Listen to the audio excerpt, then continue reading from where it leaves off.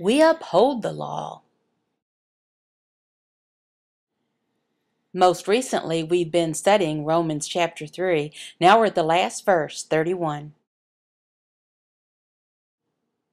Do we then overthrow the law by this faith? By no means. On the contrary, we uphold the law. You notice the last part of verse 31 says we uphold the law. What does that mean? Well, first, we need to know what law means.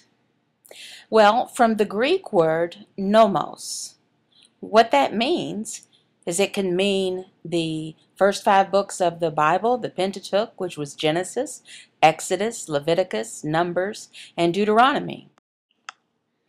Now, another means the general law. That's the Old Testament, the New Testament, the general law that Paul has mentioned. He has just mentioned that the Gentiles have on their heart, the moral law. And then there is the law of Christ. Bear one another's burdens, and so fulfill the law of Christ. Well, I have a question. Which is right? The first 5 books of the Old Testament or the general law? Which? Well, really, it doesn't matter.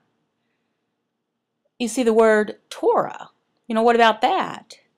Well, that word in the Hebrew Bible, in verse 31, it means either the first 5 books of the Old Testament or the general law, same as the word nomos. These things that I've been saying are the law. That's God's standard. God, He originally required that man obey His law perfectly all the time. The reason was so they would live and not die as punishment. You shall therefore keep my statutes and my rules. If a person does them, he shall live by them. I am the Lord. Of course, no person has been able to obey the law perfectly, no person. Even though we have failed, God's law still stands firm. Some people, including Christians, believe that God's law in the Old Testament has been thrown out. Did God overthrow His own law? No. Well, why not? Because God's holy character is always the same. Also, God does not lower His law. If God lowered His law, that would mean that He is not holy.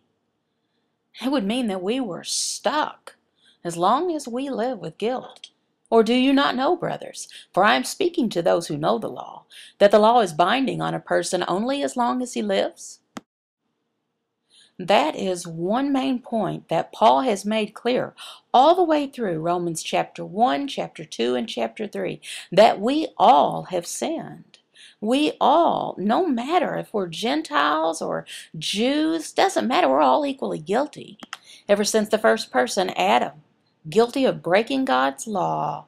Only one person has lived here on earth who has been successful at obeying God's law perfectly. Who? Jesus. He came here to earth to live to fulfill the law, the Torah. That's Him, Jesus. And He was the perfect person. What for?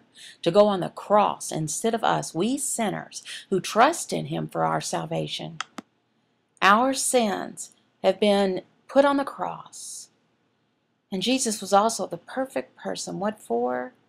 Because of His perfect righteousness that was imputed to us. That's how that we who have righteousness as a gift from God through Jesus Christ can uphold the law. When I first became a Christian, I thought that I would go on and obey God's law perfectly. I would not sin. Well, I sinned again and again and again. My obedience was not perfect. And then later I learned more. I learned that Jesus' obedience is perfect. That's the only one that counts. God accepts His obedience in my place. Even though that we all as Christians have trusted in Jesus for salvation, we're still responsible to obey God's law. So Jesus said to the Jews who had believed Him, "If you abide in my word, you are truly my disciples."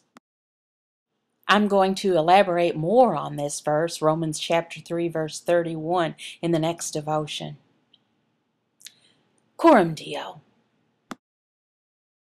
To live coram Deo is to live one's entire life in the presence of God, under the authority of God, and to the glory of God.